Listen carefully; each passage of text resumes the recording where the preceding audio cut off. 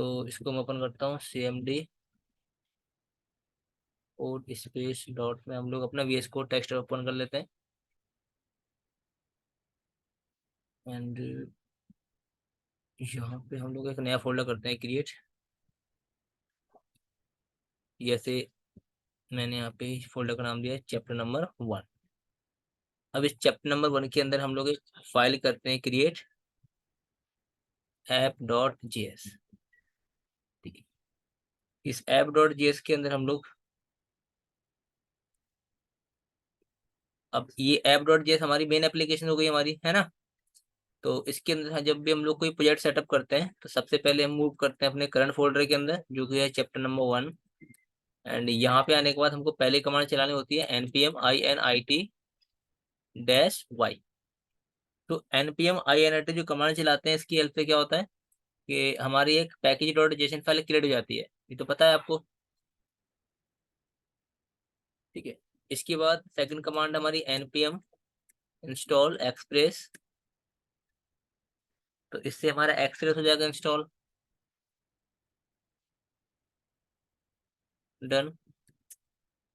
Now इसके बाद npm install नोडमोन, ताकि हमको बार बार सर्वर क्या ना करना पड़े, रिफ्रेश ना करना पड़े, इसके लिए हम लोग नोडमोन करते हैं इंस्टॉल। तो नोडमोन भी हो गया हमारा। साथ के साथ npm इंस्टॉल EGS। तो हम लोग टेम्पलेट इंजन का यूज करेंगे तो उसके लिए हम लोग यहाँ पे EGS यूज करेंगे। क्लियर। नाउ साथ के साथ हम लोग यूज करेंगे npm इंस्टॉल नोडमोन, सॉरी नोडमोन बोल रहा हूँ, मोंगूस। मोंगूस का काम करते हैं कि मोंगो डीबी से अगर आपको डेटाबेस से कनेक्शन करना है क्रिएट अपनी एक्सप्रेस जैस एप्लीकेशन के साथ, तो उस केस में यूज करते हैं हम लोग मोंगूस पैकेज का। तो मोंगूस पैकेज हमारी हेल्प करता है मोंगो डीबी डेटाबेस से कनेक्शन क्रिएट करने में। ठीक है, तो उसके लिए हमको ये npm इंस्टॉल मोंगूस कमांड को एग्जीक्यूट करना पड़ेगा। तो एंटर किया हम लोगों ने और इससे क्या हो जाएगा कि मोंगूस जो पैकेज है हमारा वो इंस्टॉल हो जाएगा हमारी मशीन के अंदर। डन। तो ये जो पैकेज थे रिक्वायरमेंट थे वो हम लोगों ने यहाँ पे कर लिया इंस्टॉल। तो पैकेज डॉट जेसन फाइल में जाके चेक कर लेते हैं कौन कौन से पैकेज हम लोगों ने किया इंस्टॉल। तो पहला किया हम लोगों ने EGS, सेकंड किया हम लोगों ने एक्सप्रेस, थर्ड किया हम लोगों ने मोंगूस एंड फोर्थ वन इज नोडमोन। तो यहाँ पे हम लोग पहले सेटअप कर लेते हैं अपने प्रोजेक्ट का पैकेज डॉट जेसन फाइल में। सबसे पहले मैं यहाँ पे करने वाला हूँ नोडमोन और यहाँ पे app.js फाइल। ठीक है, और जहाँ पे स्क्रिप्ट में यहाँ पे टेस्ट लिखा हुआ है यहाँ पे हम कर देंगे सर्वर। तो ये सर्वर हो गया। तो हम लोग इसी की हेल्प से क्या करेंगे अपनी एप्लीकेशन को एग्जीक्यूट करेंगे। और हमको पता है कि हम लोग ES6 का कंसेप्ट यूज करने वाले हैं, तो यहाँ पे मैं यूज कर लेता हूँ type module, type underscore module. ठीक है, इसको मैं यहाँ पे कट कर देता हूँ ना। तो ये बेसिक जो कॉन्फ़िगरेशन थी हमारी पैकेज और जेसन फाइल में ये हम लोगों ने कर लिया। तो क्या क्या किया, सबसे पहले हम लोगों ने स्क्रिप्ट चेंज करी जिसमें सर्वर किया हम लोगों ने टेस्ट की जगह, और यहाँ पे हमने किया नोडमोन में अपनी एप्लीकेशन का जो नाम था, मतलब मेन जो एप्लीकेशन थी। तो मेन एप्लीकेशन कौन सी हमारी मेन फाइल app.js फाइल। तो यहाँ पे बस आपको नोडमोन के आगे उस मेन फाइल जो हमारी होती है उसका नाम हमको यहाँ पास करना होता है। ठीक है ना। अब हम लोग क्या करते हैं इसको कट कर देते हैं। कट करने के बाद आपको यहाँ पे app.js के अंदर जो बेसिक कोडिंग होती है वो हम लोग कर लेते हैं। तो सबसे पहले इंपोर्ट करते हैं हम लोग यहाँ पे एक्सप्रेस को फ्रॉम एक्सप्रेस। इसके साथ साथ आपको एक बनाना होता है वेरिएबल कॉन्स्ट ऐप और यहाँ पे एक्सप्रेस। तो यहाँ पे हम लोगों ने एक्सप्रेस का एक ऑब्जेक्ट क्रिएट किया। अब इसके बाद हमको बनाना होता है एक पोर्ट नंबर। तो कॉन्स्ट यहाँ पे दिया हम लोगों ने पोर्ट।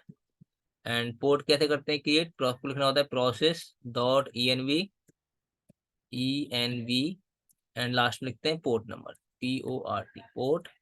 एंड डबल पाइपलाइन के बाद यहाँ पे पोर्ट नंबर दे देंगे, जैसे मैंने दे दिया यहाँ पे 3000।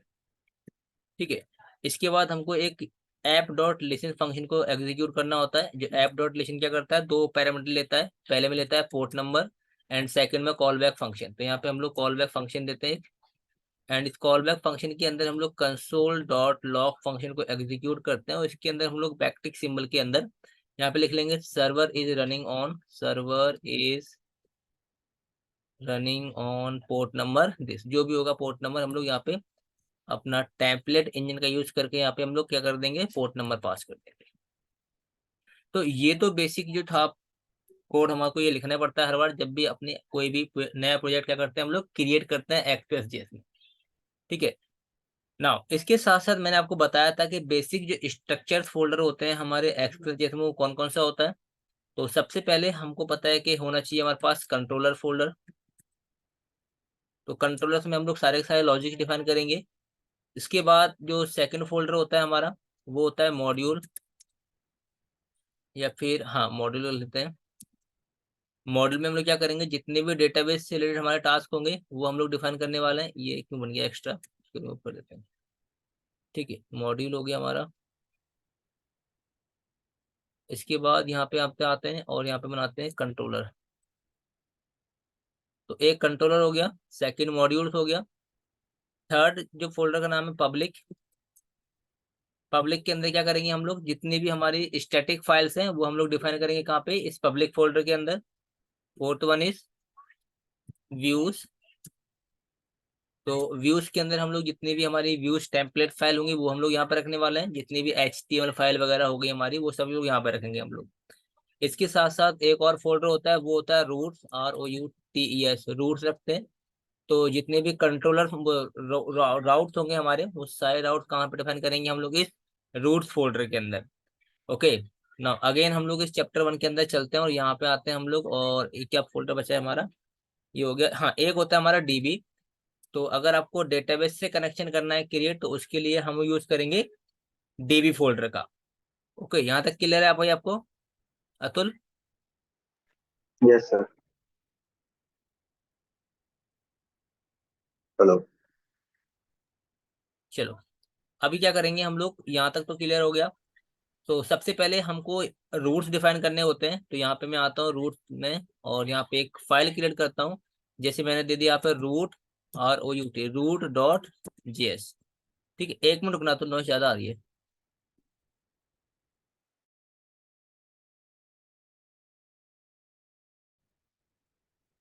चलो, तो यहाँ पे हम लोग रूट्स करते हैं क्रिएट। तो सबसे पहले क्या करना पड़ेगा हमको, इंपोर्ट करते हैं यहाँ पे इंपोर्ट और एक्सप्रेस, इंपोर्ट एक्सप्रेस फ्रॉम, यहाँ पे एक्सप्रेस कर लेते हैं।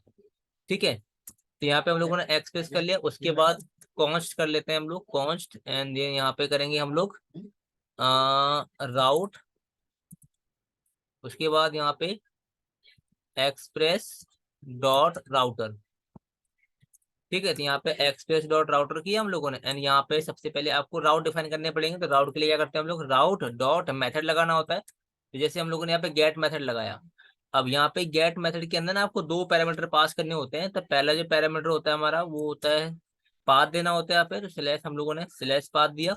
एंड यहाँ पे देना होता है कॉल बैक फंक्शन की, जो भी आप इस रूट पे मतलब स्लैश पाथ अगर मैच करता है हमारा तो कौन सा फंक्शन आप उसको एग्जीक्यूट कराना चाहते हैं। तो मैंने कहा भाई हमारे यहाँ पे कॉल बैक फंक्शन है और इसको आप क्या करो, एग्जीक्यूट कर दो। तो जो हम लोग कॉल बैक फंक्शन है पास करते हैं ना, यहाँ पे दो पैरामीटर आपको पास करना होता है। सबसे पहले रिक्वेस्ट एंड सेकंड होती है हमारे यहाँ पे रिस्पॉन्स। ठीक है, एंड यहाँ पे हम लोग रिस्पॉन्स डॉट सेंड करते हैं फिलहाल। मतलब हम लोग एक अभी एक हम लोग डेटा सेंड करेंगे, बाद में हम लोग सीखेंगे कि अगर आपको EJS फाइल सेंड करनी है फिर HTML फाइल सेंड करनी है तो कैसे सेंड कर पाएंगे। ठीक है, तो फिलहाल मैं यहाँ पे अभी तो सिर्फ डमी डेटा सेंड करता हूँ यहाँ पे H1 की फॉर्म में। यहाँ मैंने बोल दिया भाई रिस्पॉन्स है, भेज दीजिए हेलो WORLD, हेलो वर्ल्ड। ठीक है, सेम कर लेते हैं यहाँ पे response dot send request response. यहाँ पे एरो नहीं लगा हमारा, ये हो गया, सेव कर दिया हम लोगों ने। अच्छा, इसके बाद इसको करना होता है हमको एक्सपोर्ट। तो एक्सपोर्ट कैसे करेंगे, एक्सपोर्ट कर देते हैं यहाँ पे डिफॉल्ट, एंड डिफॉल्ट के बाद यहाँ पे लेते हैं हम लोग किसको करना है एक्सपोर्ट, राउट को। तो ROUTE राउट, इतना करना होता है हमको। अब हमने ये भी सीखा था कि अगर आपने इस राउट को यहाँ से एक्सपोर्ट किया है तो app.js में जाके इसको इंपोर्ट भी करना पड़ेगा, तभी यूज कर पाएंगे। क्योंकि हमारी मेल जो फाइल है वो कौन सी है, app.js फाइल है। तो यहाँ पे इंपोर्ट कर लेते हैं हम लोग, इंपोर्ट, और राउट को करेंगे इंपोर्ट और यहाँ पे लिख देंगे route.js फाइल। सेव किया हम लोगों ने यहाँ पे। एंड साथ के साथ यहाँ पे app.use करना है आपको, app.use, एंड यहाँ पे आके स्लैश और जो रूट बनाया था ना हम लोगों ने ये वाला, ये रूट यहाँ पे उठा के यहाँ पे पास कर देंगे। यहाँ पे ए, यहाँ पे हम लोगों ने क्या कर दिया, इसको पास कर दिया। दैट सेव कर दिया इसको हम लोगों ने। एंड इसके बाद यहाँ पे मैंने लिखा था सेटअप फॉर रूट, ठीक है, रूट कर दिया। इसके बाद यहाँ पे हमने करा, ये हो गया, ये हो गया रूट हमारा। चलो अभी ये तो सेटअप हो गया हमारा। अब इसके बाद हम लोग क्या करते थे कि जैसे हम लोगों ने यहाँ पे फंक्शन डिफाइन किया ना, यहाँ फंक्शन ना बना के कहाँ पे करते थे हम लोग, कीड़ा कंट्रोलर्स के अंदर। तो कंट्रोलर्स में जाएंगे हम लोग और जैसे एक फाइल बनाएंगे या फिर कंट्रोलर बनाएंगे, जैसे मैंने कहा home controller, home controller dot GS, ठीक है। तो home controller dot GS file बनाई हम लोगों ने यहाँ पे। अब यहाँ पे सबसे पहले हम लोग एक बनाते हैं वेरिएबल कॉन्स्ट कंट्रोलर, एंड यहाँ पे कॉल बैक फंक्शन, पहला रिक्वेस्ट जाएगा, सेकंड रिस्पॉन्स, ठीक है। एंड यहाँ पे रिस्पॉन्स डॉट सेंड के अंदर हम लोग क्या करेंगे, यहाँ पे डबल कोट्स के अंदर एक HTML एलिमेंट को सेंड कर देते हैं फिलहाल के लिए, H1 एलिमेंट, ठीक है। मैंने यहाँ पास कर दिया भाई हेलो, या होम पेज लिख दो, सीधे सीधे home page, home page, home page. इसके बाद इसे एक्सपोर्ट करना होता है हमको, एक्सपोर्ट कर देते हैं हम लोग डिफॉल्ट होम कंट्रोलर, ठीक है, होम कंट्रोलर। अब इसको यूज करना है कहाँ पे, राउट्स के अंदर करना होता है हमको, राउट्स। तो राउट्स में आते हैं यहाँ पे हम लोग और यहाँ पे इंपोर्ट कर लेते हैं अपने होम कंट्रोलर को। तो कैसे करेंगे इंपोर्ट भाई, इंपोर्ट लिखना होता है हमको, देन होम कंट्रोलर और यहाँ पे होम कंट्रोलर डॉट जीएस, ठीक है। तो जो हम लोगों ने यहाँ फंक्शन डिफाइन किया था ना, इस फंक्शन को यहाँ से रिमूव कर देंगे हम लोग। जैसे मैंने ये फंक्शन डिफाइन किया था तो मैं इसको यहाँ से रिमूव कर देता हूँ, मैं दिखाता हूँ आपको ये। और यहाँ पे आपको बस फंक्शन लिख के क्या लिखना होता है, ये होम कंट्रोलर जो हमने बनाया था ना, इसको यहाँ पे पास कर देंगे, डेट्स इट, ठीक है। तो ये हमारा होम कंट्रोलर बन गया। अब इसको रन करना है हमको, तो रन कैसे करेंगे भाई, अपना कंट्रोलर में जाना है यहाँ पे, एंड यहाँ पे चैप्टर 1 हमारा पेड का नाम है, यहाँ पे लिखना पड़ेगा npm रन सर्वर, ठीक है। अब सर्वर को लिखा हम लोगों ने क्योंकि आपको पता है कि हम लोगों ने यहाँ पे स्क्रिप्ट टैग के अंदर ना, यहाँ पे स्क्रिप्ट टैग के अंदर क्या लिखा था हम लोगों ने, सर्वर। तो इसी कमांड से आपको अपनी एप्लीकेशन को रन करना है। तो यहाँ पे लिखा है ना npm रन, और जो वहाँ पे नाम लिखा था ना मैंने, वहां से इसको रन कर दिया। तो ये देखो server is running on port number 3000। Then यहाँ पे हम लोग ब्राउजर पे चलेंगे, हम लोग यहाँ पे अब यहाँ पे लिखेंगे लोकल होस्ट 3000, ठीक है। और उसके बाद जैसे मैंने स्लैश पे चलाया तो स्लैश पे देखो क्या देखने को मिल रहा है हमको, होम पेज। तो अभी तो हम लोगों ने जैसे यहाँ पे होम पेज को रिडायरेक्ट किया है, मतलब सेंड किया है। तो अगर आपको HTML फाइल सेंड करनी है, सपोज करो मुझे एक HTML फाइल सेंड करनी है वेब पेज पे, क्योंकि जनरली जब हम लोग एप्लीकेशन बनाएंगे तो ऐसा टेक्स्ट तो सेंड करेंगे नहीं ब्राउजर पे, उस केस में तो हमको क्या भेजना पड़ेगा, HTML फाइल सेंड करनी पड़ेगी। तो व्यूज में हम लोग करेक्ट करते हैं, क्रिएट करते हैं अपनी HTML फाइल। तो जैसे मैंने यहाँ पे एक फाइल बनाई index.html, ठीक है। अब इस HTML पेज के अंदर हम लोग बेसिक कोड लिखते हैं, ठीक है। और इस बेसिक कोड को यहाँ पे हम लोग डिफाइन कर देंगे, जैसे मैंने कहा भाई H1 के अंदर home page, home page, and यहाँ पे HR टैग लिखा हम लोगों ने सिलेक्ट लगा के, और यहाँ पे मैंने पैराग्राफ के अंदर क्या लिख दिया, लोरो।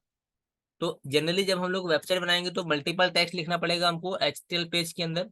तो हम लोग वहाँ पे एक सिंगल एलिमेंट सेंड ना करके क्या करेंगे, कंप्लीट एक HTML पेज सेंड करेंगे, ठीक है। तो जब भी हम कोई HTML पेज को सेंड करते हैं ऑन वेब पेज, तो हमको कुछ बेसिक सी सेटिंग करनी होती है। और उसके लिए जैसा हम लोग यहाँ पे सेंड लिख रहे हैं ना, यहाँ पे तो आपको क्या करना पड़ेगा, यहाँ पे रिस्पॉन्स डॉट सेंड फाइल करना पड़ेगा आपको, response dot send file. And send file के अंदर आपको लिखना पड़ेगा path dot join, path dot join. And join function के अंदर आपको लिखना पड़ेगा process dot CWD। And CW जो फंक्शन है हमारा, इसके बाद यहाँ पे फोल्डर का नाम देना पड़ेगा आपको कि आपकी फाइल कहाँ पे रखी है। तो मेरी फाइल कहाँ रखी है भाई, व्यूज फोल्डर के अंदर। एंड फाइल का नाम क्या है वो देना पड़ेगा मुझे यहाँ पे index.html। इतना लिखा हम लोगों ने, सेव किया। जैसे सेव करेंगे देखो आपका जो सर्वर है वो ऑटोमेटिक रिफ्रेश हो जाएगा। एंड यहाँ पे चलेंगे हम लोग, इसको रिफ्रेश करेंगे, और यहाँ दिखा रहा है पाथ इज नॉट डिफाइंड। अच्छा, हम लोगों ने पाथ मॉडल को यूज किया लेकिन उसको इम्पोर्ट नहीं किया, तो यहाँ पे टॉप पे जाके आपको क्या करना पड़ेगा, इसको इम्पोर्ट करना पड़ेगा पाथ को। तो इम्पोर्ट पाथ फ्रॉम, यहाँ पे कर देंगे हम लोग पाथ को। ठीक है, तो इतना करा हम लोगों ने, सेव करते हैं इसको हम लोग। अब दोबारा चेक करते हैं सर्वर को, तो यहाँ देखो सर्वर इज रनिंग, मतलब हमको बार बार क्या नहीं करना पड़ रहा है, सर्वर को रिफ्रेश नहीं करना पड़ रहा है। ठीक है, अब जैसे ही आएंगे हम लोग वेब पेज पे, रिफ्रेश करेंगे वेब पेज को, तो यहाँ देखो जो भी हम लोगों ने HTML वेब पेज के अंदर कंटेंट लिखा था वो हम लोग यहाँ पे लिख पा रहे हैं। यहाँ तक क्लियर है अतुल भाई? Yes sir. ओके, बढ़िया। सो ये तो हम लोगों ने ये सीख लिया कि HTML फाइल को अगर आपको रेंडर कराना है अपने वेब पेज पे तो किस तरीके से कराएंगे। नाउ अभी हम लोग ये देखेंगे कि अगर आपको स्टैटिक फाइल मतलब CSS वगैरह ऐड करनी है या जावास्क्रिप्ट ऐड करनी है तो कहाँ पे यूज करेंगे। वो सारी फाइल्स हम लोग नोट करते हैं कहाँ पे, इस पब्लिक फोल्डर के अंदर। तो पब्लिक फोल्डर में आपको आना है और यहाँ पे कुछ डायरेक्टरी करनी है, जैसे मैंने कहा भाई, पहले लिखा मैंने CSS फोल्डर, इसके बाद फिर मैंने यहाँ पे एक फोल्डर बनाया JS फोल्डर, इसके अंदर फिर मैंने एक फोल्डर बनाया इमेजेस फोल्डर, इसके बाद फिर मैंने एक फोल्डर बनाया, चलो इतने ही रहने देते हैं, इमेजेस CSS एंड जावास्क्रिप्ट। ये क्या कर रहे हैं लोग, इतना चिल्ला रहे हैं। तो नॉइस तो नहीं आ रही आपको ज्यादा? नहीं सर, हमें नहीं आ रही। तो ठीक, तो ठीक है, ठीक है। तो ये हो गया हमारा, जैसे CSS हो गया, इमेजेस हो गया एंड JS हो गया। तो हम लोग क्या करेंगे यहाँ पे, CSS फोल्डर के अंदर ना हम लोग एक फाइल करेंगे क्रिएट, यहाँ से जैसे मैंने कहा भाई स्टाइल डॉट CSS। तो यहाँ पे स्टाइल डॉट CSS फोल्डर के अंदर हम लोगों ने बेसिक लिखने हैं CSS, जैसे मैंने बॉडी एलिमेंट को टारगेट किया और यहाँ लिख दिया background colour, BACK background colour मैंने लिखा हुआ यहाँ पे ये इंडियन रेड कर दिया, चलो ठीक है। अब इस फाइल को ऐड करने के लिए आपको कहाँ जाना पड़ेगा, HTML फाइल के अंदर, और यहाँ पे आके हम लोग इसको ऐड करेंगे, लिंक करेंगे। ठीक है, तो यहाँ लिखना पड़ेगा आपको ./CSS एंड इसके बाद क्या नाम है फाइल का हमारा, STYL स्टाइल डॉट CSS। तो ये हम लोगों ने यहाँ पे इसका नाम दे दिया स्टाइल डॉट CSS। तो ऐसा करने से क्या होगा, क्या आपको लगता है कि वहाँ पे हमारी CSS फाइल ऐड हो जाएगी? नहीं होगी। तो इसके लिए क्या करना पड़ेगा हमको, इसके लिए आपको जाना पड़ेगा अपने app.js फाइल के अंदर, एंड app.js फाइल में आके आपको सेटअप करने का पड़ेगा फॉर स्टैटिक फाइल। तो यहाँ पे लिखेंगे हम लोग सेटअप फॉर स्टैटिक फाइल्स। उसके लिए क्या करते हैं हम लोग भाई, उसके लिए लिखते हैं यहाँ पे app dot use express dot static, express dot static में क्या लिखते हैं, path dot join, and join के अंदर process dot CWD, and process dot CWD के अंदर यहाँ पे क्या लिखना होता है, उस पब्लिक फोल्डर का नाम लिखना होता है जहाँ पे हमारी सारी की सारी फाइल रखी हुई है। तो फाइल कहाँ रखी है हमारी स्टैटिक फाइल, इस पब्लिक फोल्डर के अंदर। तो यहाँ पे पब्लिक फोल्डर का नाम दे दिया हम लोगों ने। अब जब आप अपनी HTML फाइल के अंदर इसका पाथ सेट करेंगे तो पब्लिक फोल्डर तो हम लोगों ने app.js में डिफाइन कर दिया, तो यहाँ पे आके सिर्फ आपको CSS से पाथ डिफाइन करना है, मतलब CSS के अंदर क्या लिखा हम लोगों ने, स्टाइल डॉट CSS, इतना काफी है। लेकिन फिर से मैं आपको याद दिला दूं कि हमने यहाँ पे क्या यूज किया, पाथ का पाथ मॉडल यूज किया है। देन यहाँ पे आपको क्या करना पड़ेगा, इंपोर्ट करना, सॉरी इंपोर्ट करना पड़ेगा पाथ को। तो इंपोर्ट कर लेते हैं हम लोग यहाँ पे पाथ फ्रॉम, एंड यहाँ पे पाथ मॉडल, बस इतना करना है। सेव करते सर हैं। Good morning. Good morning, good morning, कैसे हो राशि? मैं ठीक हूँ सर। कौन सा टॉपिक कर रहे हैं सर, कंटिन्यू? अभी जो हमने करा हुआ ना ऑलरेडी वही कर रहे हैं, उसके आगे फिर मैं कराऊंगा आज। ये ठीक है। लास्ट क्लास वाला है ना सर? हाँ जी, हाँ जी, हाँ जी, देखो ये तो ओके सर। बताया था ना मैंने आपको हाँ सारी हाँ चीजें हाँ। स्टैटिक फाइल कैसे करते हैं, हाँ बढ़िया। हाँ। तो इस तरीके से हम लोग क्या कर पाएंगे, अपनी CSS फाइल को ऐड कर पाएंगे। लेकिन हमें तो टेम्पलेट इंजन यूज करना है। देखो टेम्पलेट इंजन का मतलब ये होता है कि अगर हमें कोई भी डायनेमिक डेटा सेंड करना है ऑन वेब पेज, ठीक है, तो जावास्क्रिप्ट हमको एक टेम्पलेट कराता है प्रोवाइड। ऐसे तो मल्टीपल टेम्पलेट्स हैं लेकिन हम जो यूज करने वाले हैं वो EGS टेम्पलेट को यूज करने वाले हैं, ठीक है, ECMAScript।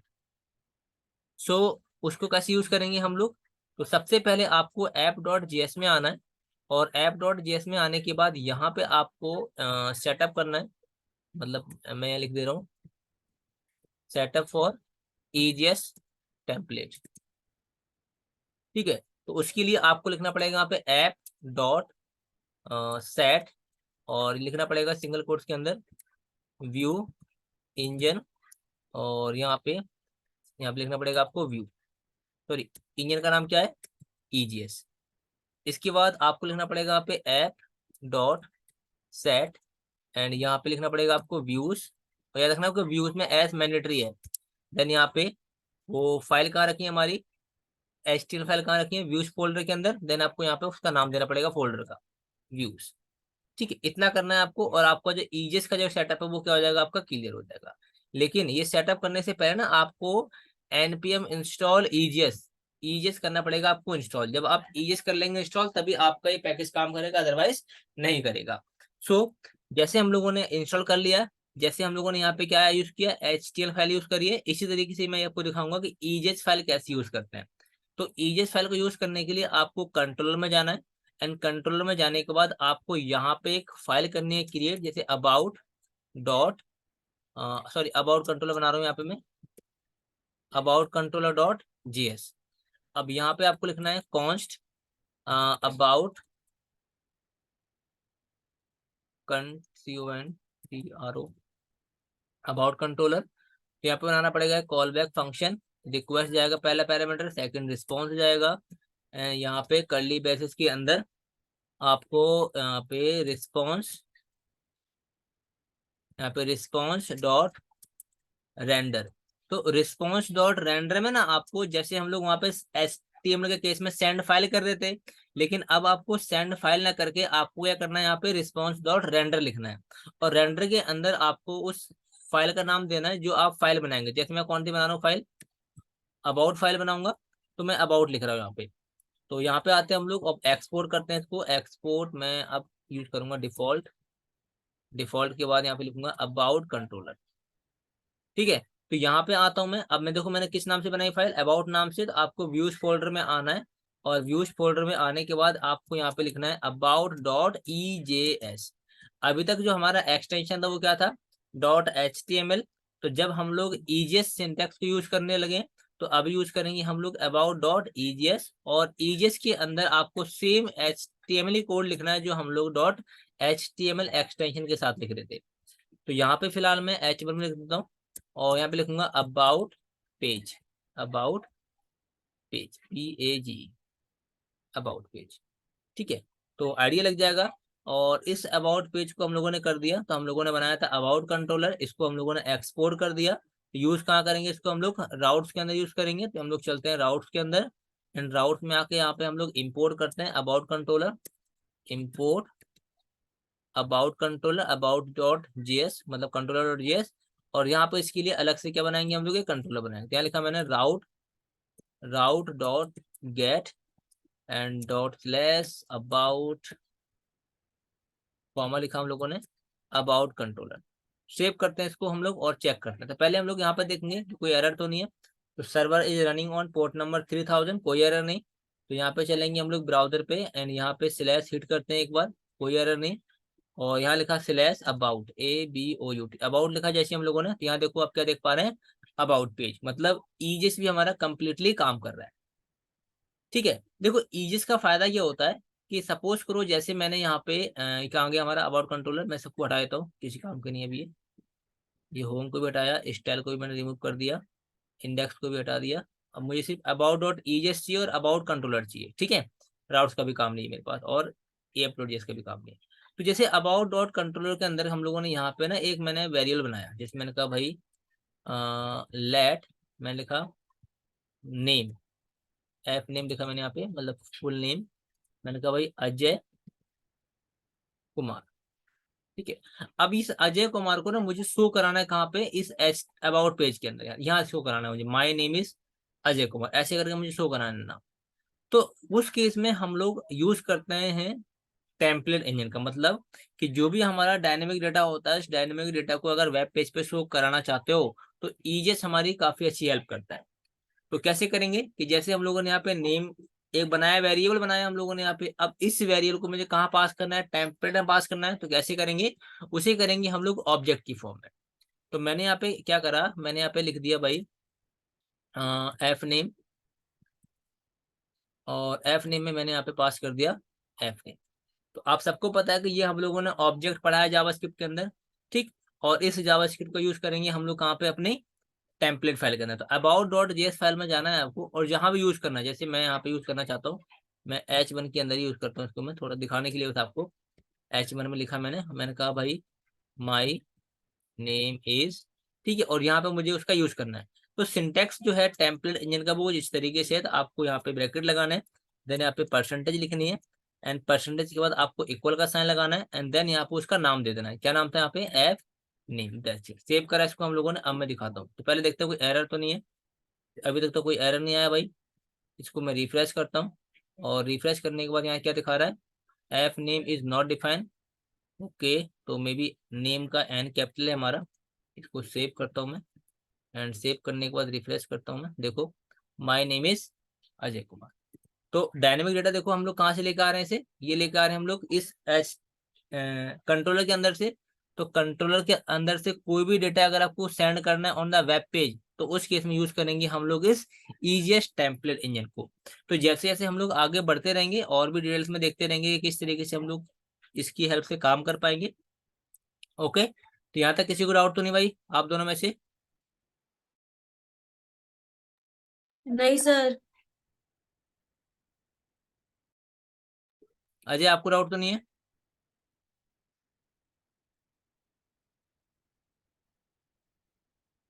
Atul? No, sir, no doubt. Okay, बढ़िया भाई। सो ये तो हम लोगों ने देख लिया। अभी हम लोग ये सीखेंगे कि हम लोग एक्सप्रेस जेएस एप्लीकेशन के अंदर अगर आपको डेटाबेस से कनेक्शन क्रिएट करना है तो किस तरीके से कर पाएंगे। तो सबसे पहले हमारे पास डेटाबेस होना चाहिए। तो डेटाबेस हम लोगों ने सीखा था मोंगोडीबी, MO मोंगोडीबी कंपास। तो मोंगोडीबी कंपास हमारा एक डेटाबेस है। तो मैं इसका कंपास ओपन करके दिखाता हूँ आपको।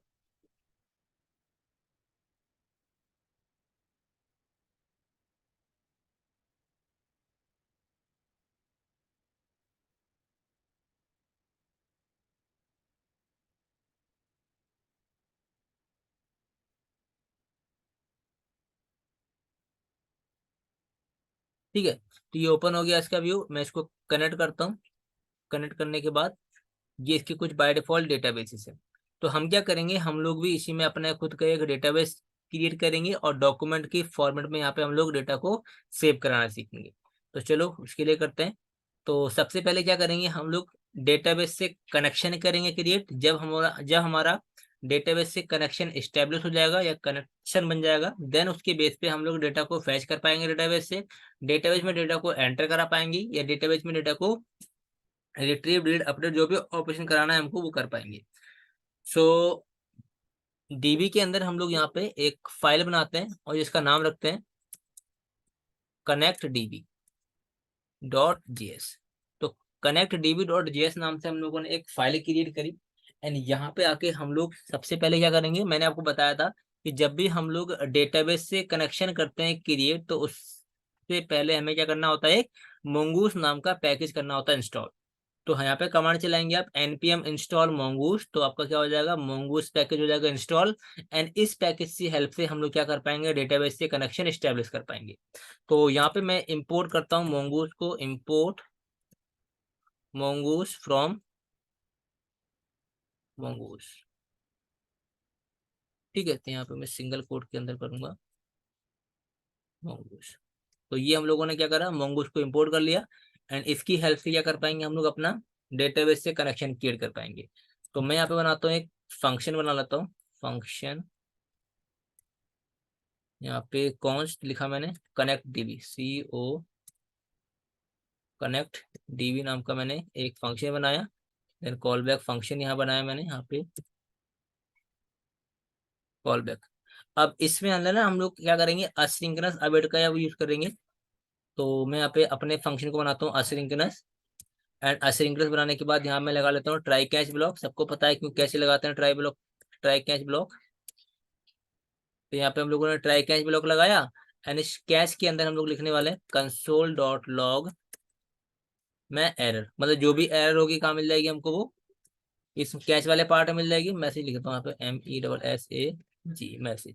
तो जो भी एरर होगी वो यहाँ मिल जाएगी, और एरर नहीं होगी तो हम लोग यहाँ पे उसको यूज कर लेंगे। तो यहाँ पे हम लोग क्या करने वाले हैं, एक कॉन्स्ट बनाते हैं। अरे यार काल रहा, नीचे आ जा। यहाँ पे एक कॉन्स्ट लिखते हैं और यहाँ लिखते हैं ऑप्शन DB, या DB ऑप्शन लिख लेते हैं, DB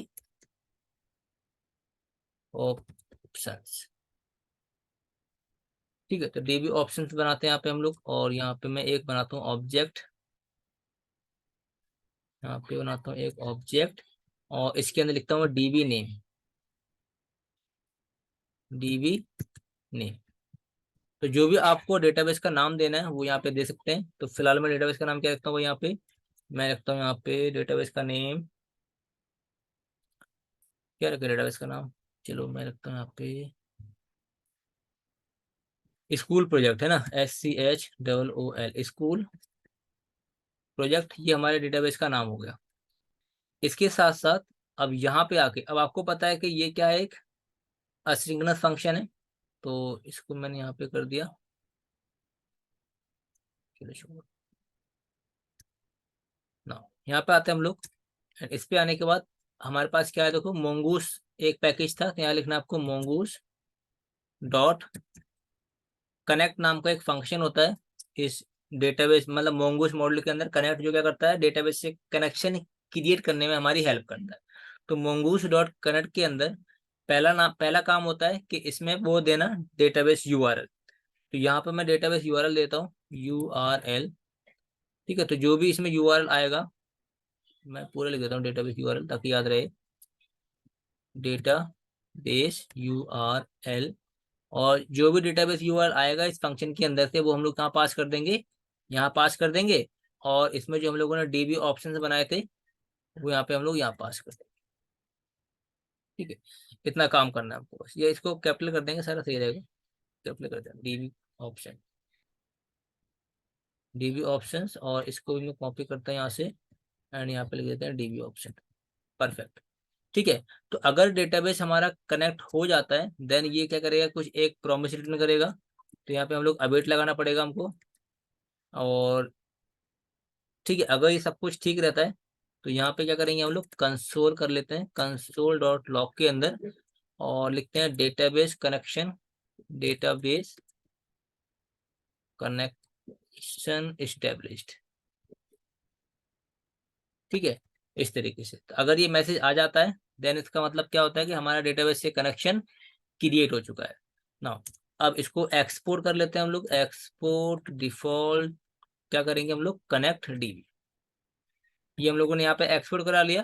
देन हमारी मेन फाइल कौन सी है भाई, यहाँ पे app.js। तो यहाँ पे आते हैं app.js फाइल के अंदर, और यहाँ पे इंपोर्ट कर लेंगे हम लोग किसको, import connect DB, connect DB। और आपको पता है कि कनेक्ट DB क्या है, हमारा एक फंक्शन है। देन यहाँ पे इसको कॉल करना पड़ेगा। तो यहाँ पे मैं आता हूँ, कनेक्ट DB को मैंने कॉल किया। अब कनेक्ट DB जब हम लोगों ने फंक्शन कॉल किया भाई यहाँ पे, तो आप देखो इसमें एक पैरामीटर है, तो हमको एक आर्गुमेंट ही पास करना पड़ेगा। और आर्गुमेंट में क्या पास करेंगे, डेटाबेस URL पास करेंगे। तो डेटाबेस URL किस तरीके से करते हैं किट में, वो दिखाता हूँ आपको। तो यहाँ पे आता हूँ मैं, सबसे पहले आपको लिखना है कॉन्स्ट, एंड यहाँ पे डेटाबेस URL के अंदर आपको लिखना है यहाँ पे process dot env dot URL database URL। And database URL के अंदर क्या पास करते हैं, यहाँ पे कनेक्ट DB। एक बार देख लेते हैं, मैं स्किप हो गया दिमाग से कि देख लेते थे हम लोग। ठीक है, ठीक है, तो यहाँ पे हम लोग कनेक्शन कर रहे थे क्रिएट डेटाबेस URL। तो यहाँ पे ऐसा कर सकते हैं हम लोग एक बार को,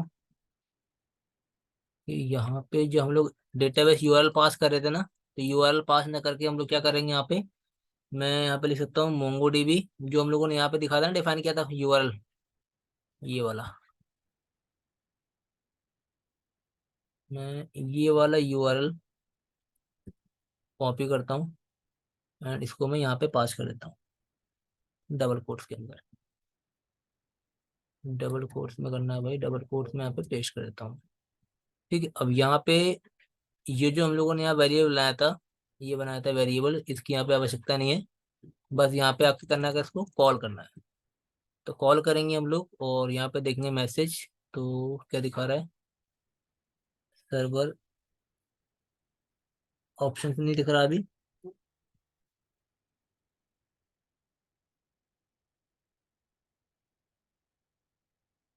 ओके, तो अभी मेरे को भी क्या दिक्कत हो रही है भाई आज। DB option, connect dB, connect dB में डीबी ऑप्शन में दे दिया हम लोग डीबी नेम। ठीक है, तो डेटाबेस नाम अगर देना है आपको तो यहाँ पे मैं दे सकता हूँ, जैसे मैंने यहाँ पर लिखा डिटेल नेम स्कूल प्रोजेक्ट। ठीक है, डीबी नेम तो हमारा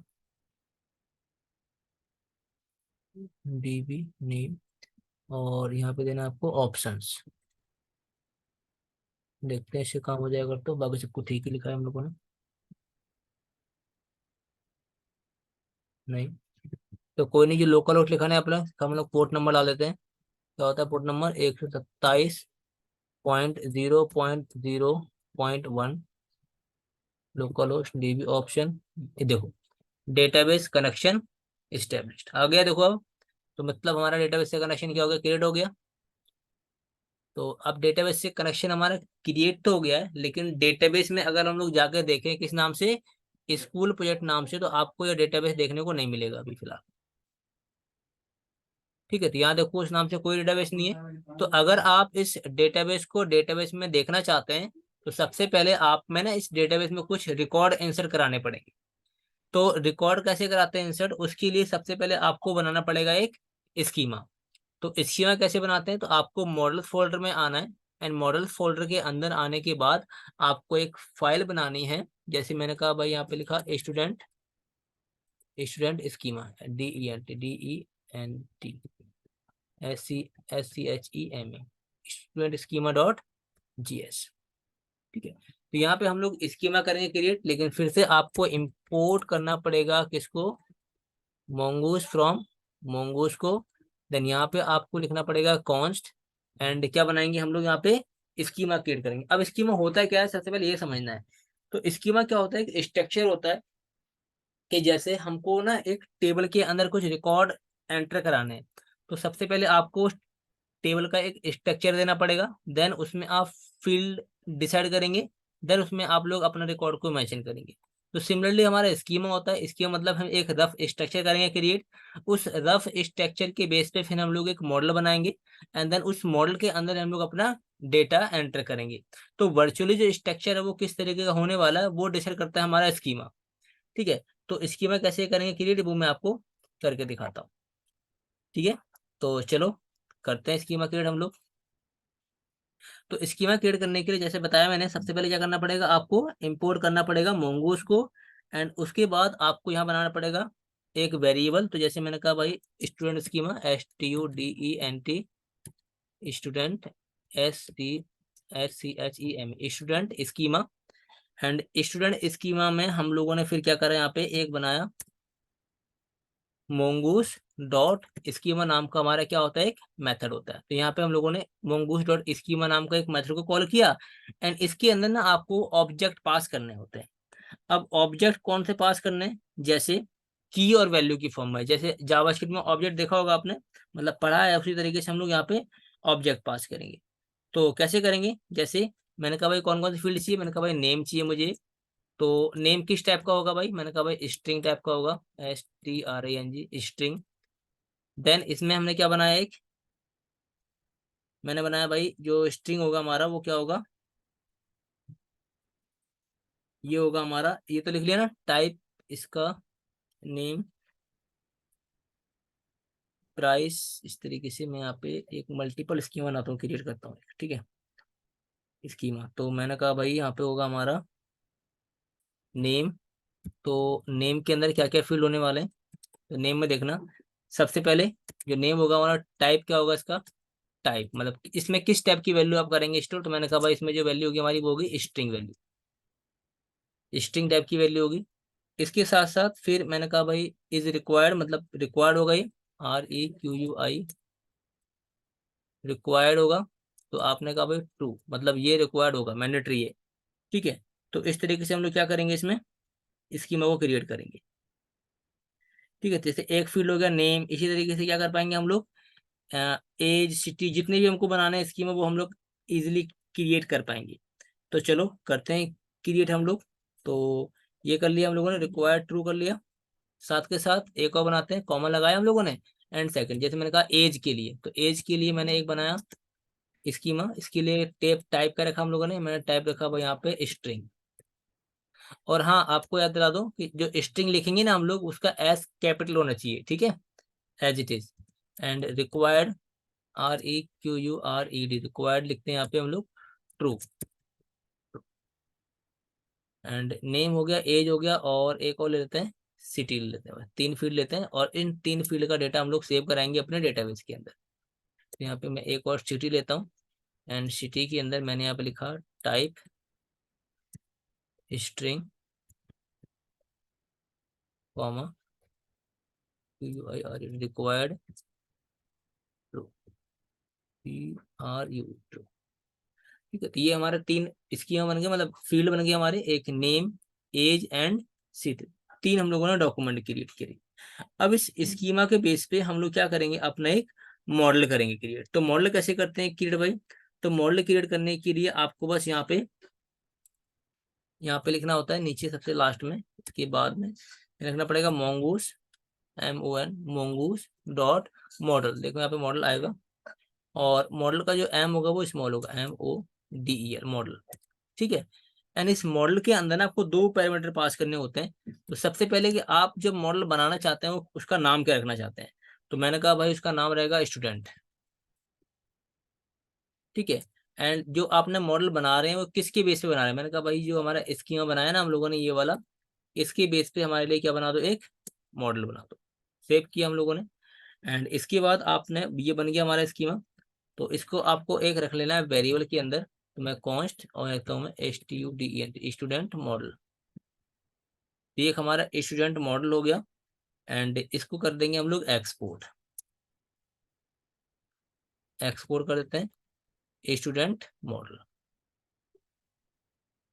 एक्सपोर्ट डिफॉल्ट कर देते हैं हम लोग स्टूडेंट मॉडल।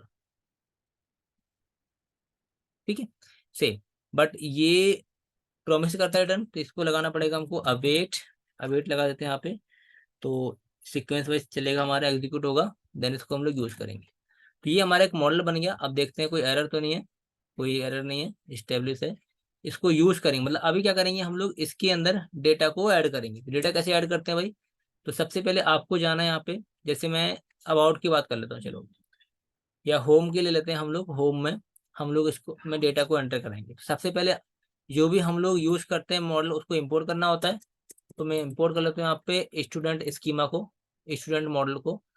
तो यहाँ पे मैंने इसको क्या करा, .js नाम से मैंने यहाँ पे स्टूडेंट मॉडल को इंपोर्ट करा लिया। अब इस स्टूडेंट मॉडल के अंदर हम लोग डेटा को एंटर कराने वाले हैं।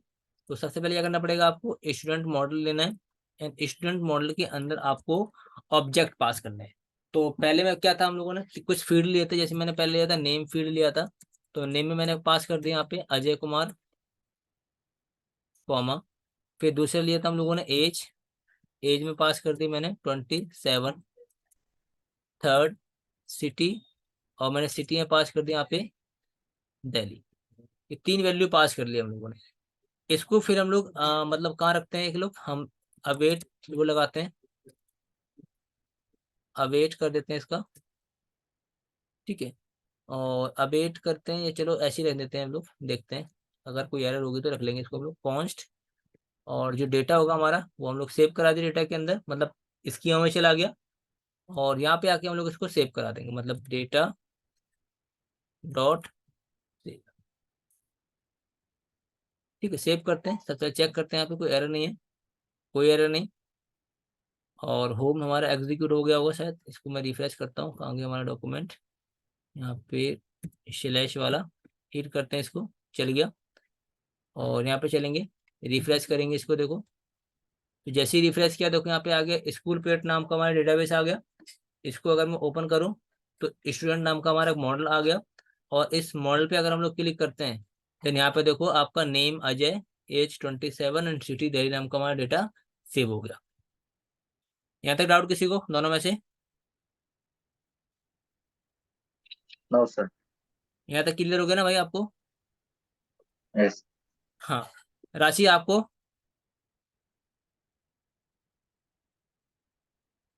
हाँ सर। चलो, तो हमने ये देखा कि किस तरीके से डेटाबेस में डेटा को हम लोग सेव कराते हैं। लेकिन जनरली हम लोग इस तरह के डेटा थोड़ी सेव करेंगे। हम क्या करेंगे, एक फॉर्म करेंगे क्रिएट, उस फॉर्म से डेटा को गेट करेंगे एंड देन हम लोग उस डेटा को डेटाबेस में सेव करेंगे।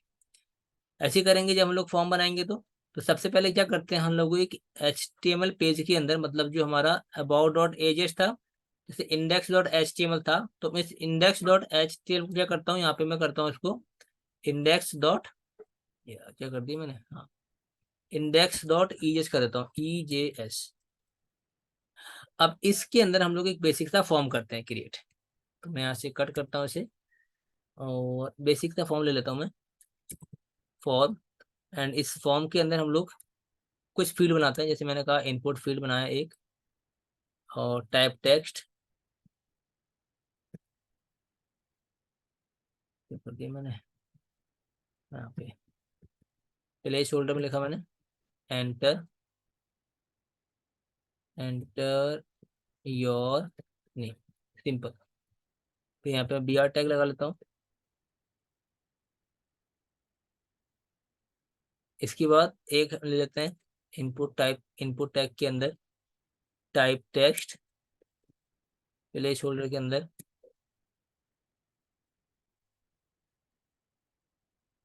Enter your age. अगेन हम लोग BR टैग लगा लेते हैं।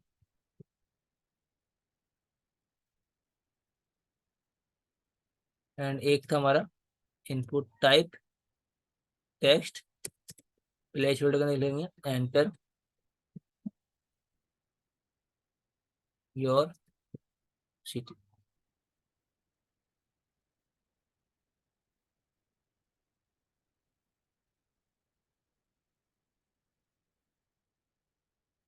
ठीक है, और एक हम लोग बटन बना लेते हैं, इनपुट टाइप सबमिट वैल्यू, और वैल्यू में लेते हैं हम लोग सेव डेटा, सेव डेटा जो भी होगा रिकॉर्ड हम लोग उसको सेव करेंगे। इसको मैं करता हूँ और चेक करता हूँ कोई एरर तो नहीं है, कोई एरर नहीं। रिफ्रेश करते हैं वेब पेज को, तो क्या दिखा रहा है, नो सच फाइल और डायरेक्टरी, ओके ओके ठीक है। तो हमने यहाँ पे एजेस तो कर दिया, लेकिन हम लोगों ने होम कंट्रोलर में जाके यहाँ पे चेंजेस नहीं किए। तो जैसे हम लोगों ने यहाँ पे सेंड फाइल लिखा था ना, इसलिए क्या करना पड़ेगा हमको अब, रिस्पॉन्स डॉट, बोलिए, रेंडर करना पड़ेगा। और इस रेंडर में फाइल का नाम देना पड़ेगा हमको जो है इंडेक्स। बस इतना काम हो जाएगा। रिफ्रेश करेंगे एंड देन आप देखो यहाँ पे हमको फॉर्म मिल जाएगा वो। तो नेम फील्ड मिल गया हमको, age field and city field. ठीक है, तो अब मैं आपको एक चीज दिखा दूं कि जब भी हमको इस फॉर्म से डेटा फैच करना होता है, जब भी हमको इस फॉर्म से डेटा फैच करना होता है, तो उसके लिए हमको एक पैकेज की नीड होती है। वो पैकेज का नाम है हमारा बॉडी पार्सर। तो बॉडी पार्सर कहाँ से मिलेगा हमको, वो मैं दिखाता हूँ आपको यहाँ से। तो यहाँ पे आपको आना है, यहाँ टाइप करना है बॉडी पार्सर। ठीक है, तो बॉडी पार्सर देखो एक npm js जो हमारा पैकेज मैनेजर है, इस पैकेज मैनेजर में आपको पहले दिख जाएगा बॉडी पार्सर नाम का एक पैकेज। तो इस पे क्लिक करेंगे जब आप, एंड क्लिक करने के बाद यहाँ पे देखो बोल रहा है कि npm इंस्टॉल बॉडी पार्सर। तो यहाँ से इसको कॉपी करना है आपको, एंड कॉपी करने के बाद यहाँ पे इसको क्या करना है, एग्जीक्यूट कर देना। तो मैं इसको यहाँ पे कंट्रोल C से पहले कनेक्शन को ब्रेक करता हूँ, एंड कनेक्शन को ब्रेक करने के बाद हम लोग यहाँ पे अगेन उसी पैकेज पे जाके इसको कॉपी कर लेते हैं। एंड कॉपी करने के बाद यहाँ पे हम लोग इसको रन करते हैं। तो कंट्रोल+V करेंगे एंड देन एंटर मारेंगे, तो जो हमारा बॉडी पार्सर पैकेज है क्या हो जाएगा, इंस्टॉल हो जाएगा हमारी मशीन के अंदर। ठीक है, तो क्लियर देखो यहाँ पे बॉडी पार्सल इंस्टॉल हो गया। इसको चेक कर लेंगे हम लोग। चेक कहाँ करेंगे, पैकेज डॉट जेसन फाइल में जाना है आपको। एंड जैसे ही आप पैकेज डॉट जेसन फाइल में जाएंगे तो यहाँ पे आपको एक ऑप्शन नजर आएगा बॉडी पार्सल का, जिसका वर्जन नंबर क्या है, 1.20.2। तो ये बॉडी पार्सल क्या हो गया हमारे प्रोजेक्ट में ऐड हो गया। अब इसकी हेल्प से क्या कर पाएंगे हम लोग, उस फॉर्म से वैल्यू को गेट कर पाएंगे। तो फॉर्म से वैल्यू कैसे गेट करेंगे, तो उसके लिए ना आपको यहाँ पे कहाँ गया, इंडेक्स डॉट ईजेस फाइल थी और फॉर्म था, तो यहाँ पे आपको ना एक वैल्यू नाम का फील्ड बनाना पड़ेगा, वैल्यू या नेम बना लीजिए। चलो मैं नेम बनाया और नेम में दे दिया मैंने कि एफ नेम, मतलब फर्स्ट नेम। सेकंड मैंने यहाँ बनाया नेम नाम का एक एट्रीब्यूट और यहाँ पे दे दिया एज। इसी तरीके से थर्ड बनाया मैंने नेम नाम का एट्रीब्यूट और इसका दे दिया मैंने सिटी। ठीक है, और आपको ध्यान रखना है आपको कि जब भी आपको फॉर्म से वैल्यू गेट करनी है तो वहां पे जो हमारा नेम नाम का एट्रीब्यूट है वो काफी इंपॉर्टेंट पार्ट होता है, तो इसको आपको स्किप नहीं करना है, एज इट इज आपको एक नाम देना है। ठीक है, अब इसकी वैल्यू आपकी कुछ भी हो सकती है, लेकिन जो नेम एट्रीब्यूट है ये आपका मैंडेटरी हो जाता है कि जब भी आपको किसी भी फॉर्म से वैल्यू गेट करनी होती है तो। ठीक है, तो ये हम लोगों ने यहाँ पे मेंशन कर दिया। इसके बाद आपको सेकंड ऑप्शन क्या करना है, अगेन हम लोग चलेंगे ब्राउजर पे, यहाँ पे देखेंगे कि इसको किस तरीके से आपको यूज करना है। तो इसने बोला है हमसे कि जब आप बॉडी पार्सर को यूज करते हैं सबसे पहले क्या कर लीजिए, उसको इंस्टॉल कर लीजिए, देन इसको रिक्वायर कर लीजिए। तो हम लोग इंपोर्ट कर लेंगे बॉडी पार्सर को। तो सबसे पहले चलेंगे ब्राउजर पे, मतलब अपने वेब पेज पे, और मेन फाइल कौन सी है हमारी, app.js। एंड app.js के अंदर आके यहाँ पे हम लोग क्या करेंगे, उसको इंपोर्ट कर लेंगे। तो मैं यहाँ पे आता हूँ, import body parser from body parser, ये ऐड हो गया हमारा। इसके बाद क्या कहता है देखो पैकेज ये, देन आपको डाउन करना है इसको स्क्रॉल से, इसके बाद आपको नीचे आना है एंड यहाँ पे इन्होंने कहीं डिफाइन किया होगा ये ऐप डॉट यूज। अगर आपको बॉडी पार्सर यूज करना है तो क्या लिखना है आपको, app dot use body parser URL encoded extended false. बस ये लाइन आपको ऐड कर ली है कहाँ पे, अपने app.js फाइल के अंदर। तो यहाँ पे आता हूँ मैं DB कनेक्शन के नीचे और यहाँ पे कुछ लाइन को आपको ऐड कर देना है, सिंपल। ठीक है, और मैं लिख भी दे रहा हूँ कमेंट में इसके लिए, गेट डेटा फ्रॉम फॉर। ठीक है, तो उसके लिए हमको एक लाइन ऐड करनी पड़ेगी, app.use body parcel dot URL encoded. And encoded आपका एक फंक्शन है, इसके अंदर आपको एक ऑब्जेक्ट पास करना है और ऑब्जेक्ट में आपको की देनी है एक्सटेंडेड एंड वैल्यू में देना है आपको फॉल्स। तो ऐसा करेंगे तो क्या हो जाएगा कि जो फॉर्म में जो डेटा है वो आपको गेट होके मिल जाएगा। चलो, तो अब कैसे मिलेगा, तो सबसे पहले क्या करेंगे हम लोग, जो हमारी फॉर्म की वैल्यू है, जब आप सबमिट बटन पे क्लिक करते हैं तो आपका यहाँ पे एक एक्शन नाम का एट्रीब्यूट हिट होता है। तो यहाँ पे हम लोग क्या करेंगे, एक मेथड लगाएंगे, मेथड देंगे पोस्ट। मेथड क्या दिया हम लोगों ने, पोस्ट। तो जब भी आप इस फॉर्म पे सबमिट करेंगे, देखो मैं दिखाता हूँ सबसे पहले आपको। तो मैं पहले सर्वर को रन करता हूँ, npm रन सर्वर। तो npm रन सर्वर किया, तो इससे क्या हो जाएगा, हमारा सर्वर रन हो जाएगा यहाँ से। ये हमारा सर्वर रन हो गया, डन, कोई एरर नहीं। इसके बाद मैं चलता हूँ अपने एप्लीकेशन पे और यहाँ पे देखो हिट करता हूँ, कोई एरर नहीं। लेकिन जैसे ही हम लोग यहाँ पे मैं डेटा डालता हूँ, जैसे मैंने कहा भाई यहाँ पे अजय कुमार, एज दी इसकी 25, सिटी दी मैंने यहाँ पे दिल्ली। और जब आपने सेव डेटा पे क्लिक किया तो क्लिक करने के बाद यहाँ देखो क्या दिखा रहा है यूआरएल में, कैन नोट पोस्ट, मतलब हम लोगों ने गेट रिक्वेस्ट तो हैंडल की है लेकिन पोस्ट रिक्वेस्ट हैंडल नहीं करी। ठीक है, तो पोस्ट रिक्वेस्ट को कैसे हैंडल करेंगे ये भी सीखेंगे अभी हम लोग।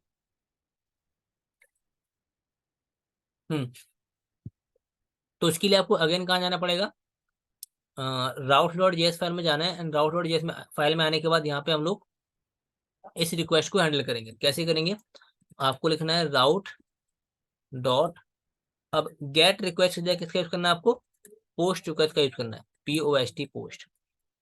एंड यहाँ पे हम लोग स्लैश ही रहने देते हैं। ठीक है, और यहाँ पे लिखेंगे हम लोग यूजर यूजर कंट्रोल लिख देते हैं। ठीक है, कंट्रोल, कॉमा लगा इसे राउट के बाद। हाँ कॉमा हटाना पड़ेगा ये, कंट्रोलर। ठीक है, तो यहाँ पे हम लोग सिलेक्ट करेंगे और किसके पास जाएगा वो डॉट, हमारा यूजर कंट्रोलर।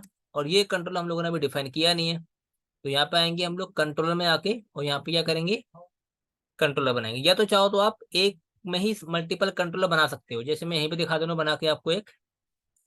तो यहाँ पे आते हैं हम लोग और मैं कमेंट लिख देता हूँ, यहाँ लिखता हूँ यूजर कंट्रोलर।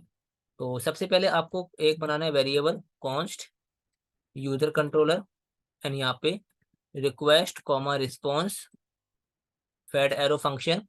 एंड इसको बनाएंगे हम लोग असिंक्रोनस। तो यहाँ बनाया मैंने इसको असिंक्रोनस एंड यहाँ पे आने के बाद आपको करना है, यहाँ पे यूज करना है ट्राई कैच ब्लॉक का यूज कर लेते हैं। ट्राई कैच ब्लॉक, अगर कोई एरर होती है तो यहाँ पे हम लोग कैच कर लेंगे कंसोल डॉट लॉग के अंदर एरर डॉट मैसेज। ठीक है, तो अगर एरर होगी तो हम लोग यहाँ मैच कर लेंगे, अगर एरर नहीं होती है तो हम लोग उसको हैंडल कर लेंगे यहाँ पे। तो मैं इसको कॉपी कर लेता हूँ, एंड कॉपी करने के बाद जो हम लोगों ने यहाँ पे एक्सपोर्ट किया है ना, डिफॉल्ट ना करें, क्या करेंगे हम लोग, अब करेंगे एक्सपोर्ट। एक्सपोर्ट करली ब्रैकेट के अंदर यूजर कंट्रोलर, और इसके बाद हमारा एक और था, वो था हमारा होम कंट्रोलर।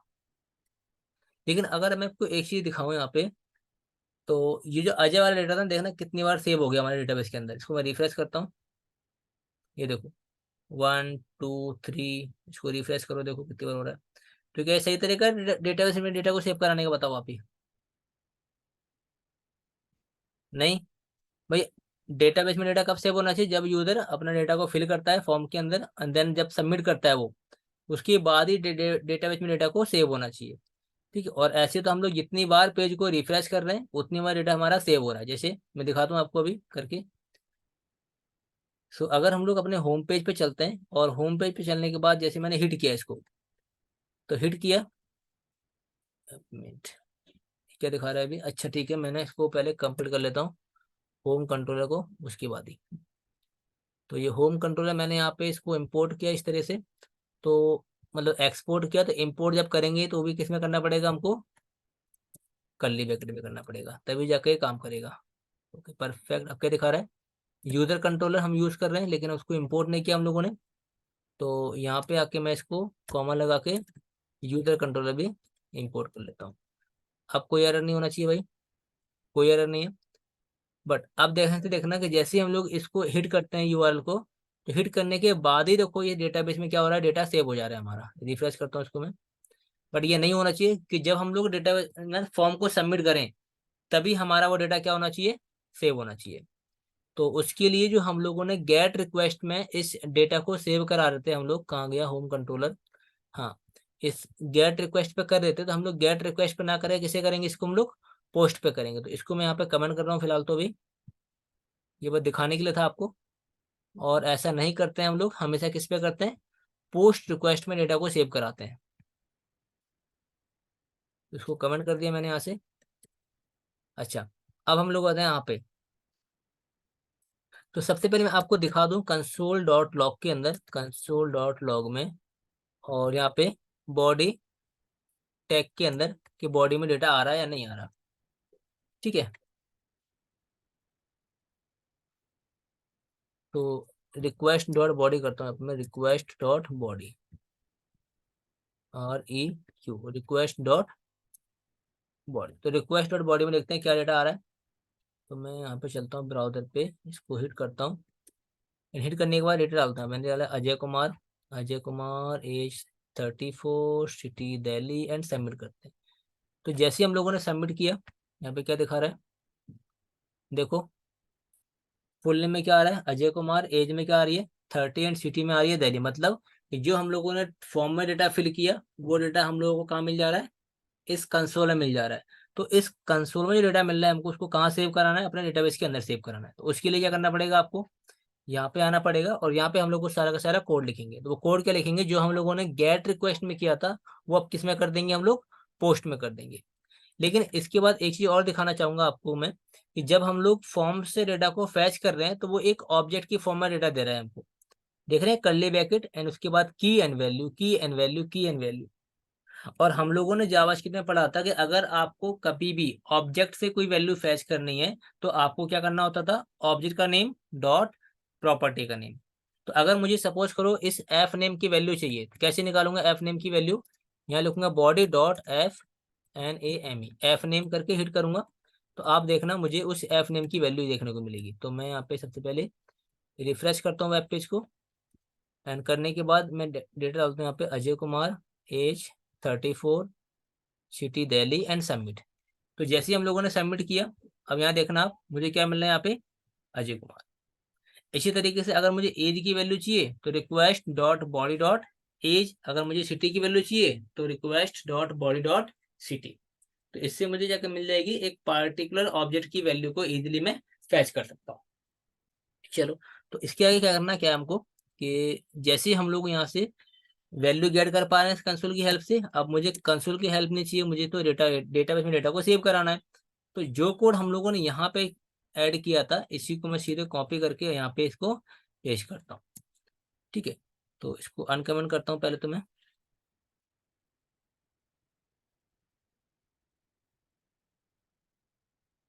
ठीक है, अब क्या करना है, देखो यहाँ से कि यहाँ तो हम लोग स्टैटिक डेटा भेज रहे हैं, बट अभी स्टैटिक डेटा ना भेज के हम लोग क्या करेंगे, यहाँ से डायनेमिक डेटा भेजेंगे जो हमारा फॉर्म से आ रहा है।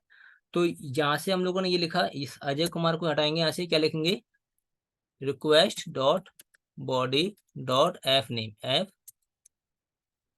एफ नेम तुमको नेम मिल जाएगा। इसके बाद request dot body dot age से क्या मिल जाएगी हमको, एज मिल जाएगी। इसी तरीके से यहाँ पे आते हैं, request dot body dot city, और क्या मिल जाएगी हमको, सिटी। तो अगर ये वैल्यू मिलती है ना हमको यहाँ से, तो क्या करेंगे हम लोग, एक प्रोमिस लगा देते हैं यहाँ पे, अवेट लगा देते हैं कि अगर वैल्यू हमको गेट होती है, देन यहाँ पे हम लोग चेक करेंगे इफ, अगर डेटा में कोई वैल्यू आ रही है तो आप क्या करो, डेटा डॉट सेव कर दो, अदरवाइज एल्स में मैं कंसोल कर देता हूँ, console dot log data not saved. ठीक है, डेटा नॉट सेव। ठीक है, तो अगर डेटा हमारा सेव हो भी जाता है, मैं अगेन यहाँ पे क्या करूँगा, अवेट लगा देता हूँ। ठीक है, और इसके बाद यहाँ पे क्या करेंगे हम लोग, यहाँ पे मैं कंसोल करा लेता हूँ, कंसोल डॉट लॉग में, और यहाँ में लिख दूंगा डेटा सेव्ड। ठीक है, तुमको एक आइडिया लग जाएगा कंसोल में कि डेटाबेस में डेटा सेव हुआ या फिर नहीं हुआ। ये काम कर लिया हम लोगों ने। इसके बाद जब हमारे फंक्शन एग्जीक्यूट हो जाएगा, तो आप अपने पेज को कहाँ रेंडर करना चाहते हो, तो मैंने कहा भाई रिस्पॉन्स डॉट रेंडर, और मैंने कहा भाई बंदा पेज कहाँ चलना चाहिए हमारा, इसी इंडेक्स पेज पे रहना चाहिए, बस सिंपल सा। तो ये हम लोगों ने कर लिया। अब चेक करते हैं कोई एरर तो नहीं है, भाई कोई एरर नहीं है। इसके बाद मैं पेज को रिफ्रेश करता हूँ। जैसे हम लोगों ने पेज को रिफ्रेश किया, आप देखेंगे कि डेटाबेस में डेटा सेव नहीं होगा हमारा अब। ठीक है, कोई डेटा सेव नहीं है। सेव, अब हम लोग क्या करेंगे, जब सबमिट करेंगे फॉर्म तभी हमारे डेटाबेस में डेटा सेव होगा। चलो चेक करते हैं इसको हम लोग अब एक बार। तो मैंने कहा यहाँ पे नाम लेता हूँ पूजा, एज 34, सिटी नोएडा, एंड हम क्या करते हैं, सेव डेटा पे क्लिक करते हैं। जैसे मैंने सेव डेटा पे क्लिक किया, हमारा डेटा हो गया। पहले कंसोल चेक करेंगे, तो यहाँ देखो क्या दिखा रहा है, डेटा सेव्ड। और जब आप अपने डेटाबेस में जाएंगे और यहाँ पे रिफ्रेश करेंगे वेब पेज को, तो आप देखेंगे यहाँ पे डेटाबेस में डेटा आपका आ गया, name Pooja, age 34 and city Noida. यहाँ तक क्लियर आप लोगों को? हाँ सर। यहाँ तक कर पाओगे आप लोग? Yes sir. ओके, बढ़िया। टफ नहीं है, अगर आप इजीली थोड़ा थोड़ा करेंगे तो आसानी से आप ये सारे काम कर पाएंगे। ठीक है, तो मेरे अकॉर्डिंग यहाँ तक आप चीजें करके आना। ठीक है, देन इसके बाद फिर हम लोग आगे कंटिन्यू करेंगे। क्या कहते हो आप लोग, ये आगे कंटिन्यू करें? नहीं सर, इतना बहुत है। इतना बहुत है? सर इतना काफी है। ठीक है, तो यहाँ तक आप कर लेना सही तरीके से। प्रैक्टिस 1 वीक का टाइम है आपके पास। और अगर इस वीडियो को भी आप कंप्लीट देख लेंगे ना, तो आपने जो पहले पढ़ा हुआ है वो सारा का सारा कवर हो जाएगा आपका इस सिंगल वीडियो से। ठीक है, सर हाँ बताइए। ओके। आपने ना सर रिकॉर्डिंग नहीं भेजा था। कौन सा? मैं आपको ना भी टेक्स्ट कर देता हूँ व्हाट्सएप पर। ठीक है, मुझे कर दो, लेकिन ये वाली पहले देख लेना, वो नहीं देखोगे तब भी चलेगा आपका। Okay sir, okay. हाँ, ये देख लेना, और लास्ट लास्ट क्लास की जो मैंने रिकॉर्डिंग भेजी थी वो देख लेना, बस 2 रिकॉर्डिंग देख लेना आप, इनफ हो जाएगा आपका। ठीक है, ओके सर। ओके, मिलते हैं फिर नेक्स्ट क्लास में हम लोग। हम्म। Bye bye. Bye. Bye. Bye.